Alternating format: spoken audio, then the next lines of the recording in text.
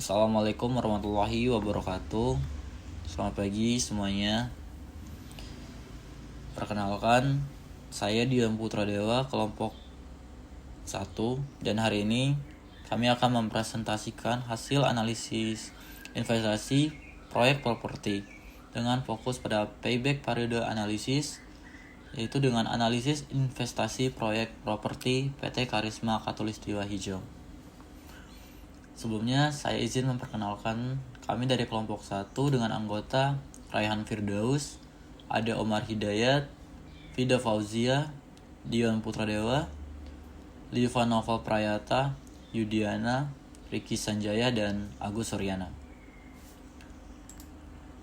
Lalu latar belakang dari analisis ini yang pertama adalah pertumbuhan penduduk di Kabupaten Kebumen menyebabkan kebutuhan tempat tinggal semakin tinggi. Hal ini membuat kegiatan pembangunan perumahan semakin pesat, baik untuk masyarakat berpenghasilan tinggi maupun menengah ke bawah. PT Karisma Khatulistiwa Hijau adalah perusahaan konstruksi yang fokus pada pembangunan rumah seperti proyek perumahan Villa Karangsari dengan 326 unit di lahan 3,6 hektar. Proyek perumahan membutuhkan modal besar sehingga perusahaan harus memastikan apakah investasi tersebut menguntungkan atau tidak. Masalah utama dari masalah ini adalah perusahaan belum pernah melakukan analisis kelayakan investasi pada proyek yang dijalankannya.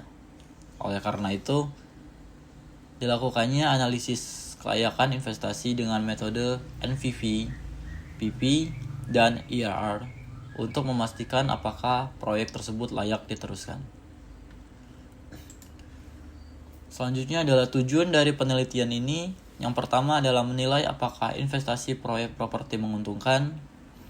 Yang kedua menggunakan 3 metode penilaian investasi. Metode pertama Net Present Value atau NPV, Payback Period, PP, dan Internal Rate of Return IRR. Yang ketiga, data yang digunakan adalah data keuntungan pada tahun 2018 milik PT Karisma Khatulistiwa Hijau. Analisis dan studi kelayakan bisnis. Pengertian dari analisis sendiri itu, menurut KBBI, proses memecah suatu pokok permasalahan menjadi bagian-bagian.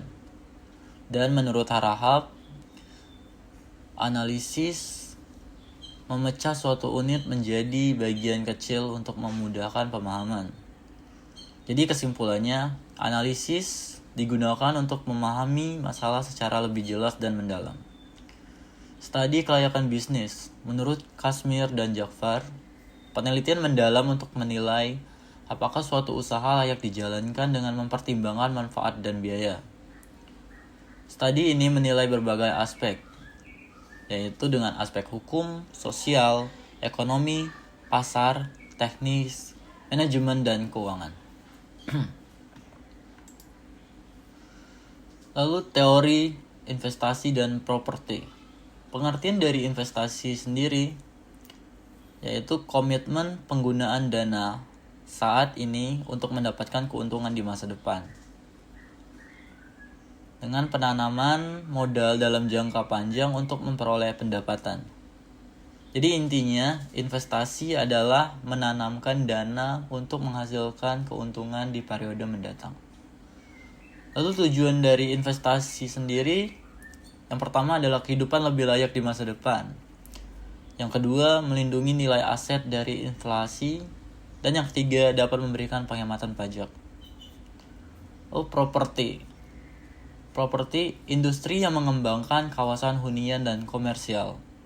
Contohnya rumah, apartemen, ruko, mall, kantor, dan lain-lain. Dengan pendapatan properti yaitu dari penjualan, sewa, dan service charge. Next. Selanjutnya adalah metode penilaian investasi. Yang pertama adalah metode payback period atau PP. dengan mengukur berapa lama waktu perusahaan mengembalikan modal investasinya. Jika waktu pengembalian lebih cepat dari batas yang ditentukan, investasi layak dilakukan. Rumus PP yang digunakan, PP sama dengan sisa modal per cash flow berikutnya kali 30 hari. Lalu metode yang kedua adalah Net Present Value atau NPV, yaitu mengukur selisih antara present value PV dari arus kas dan investasi awal. Rumus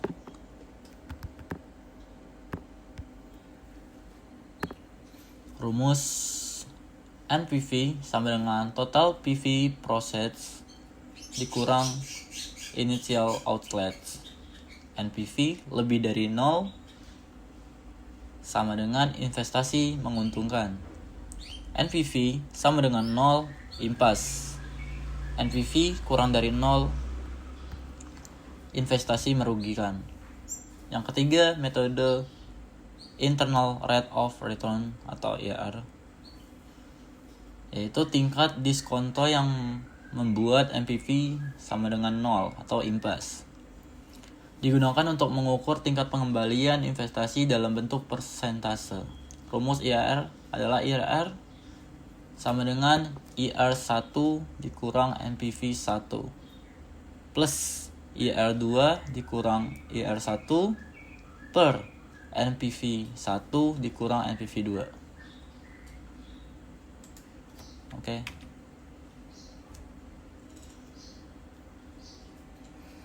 Next.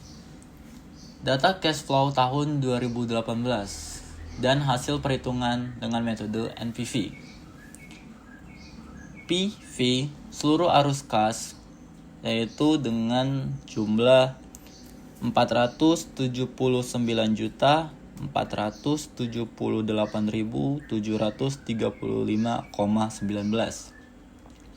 dengan investasi awal 400 juta. Perhitungan NPV 479.438.735,19 dikurang 400 juta sama dengan Rp 79.438.735,19 dengan interpretasi NPV lebih dari 0, artinya proyek menguntungkan.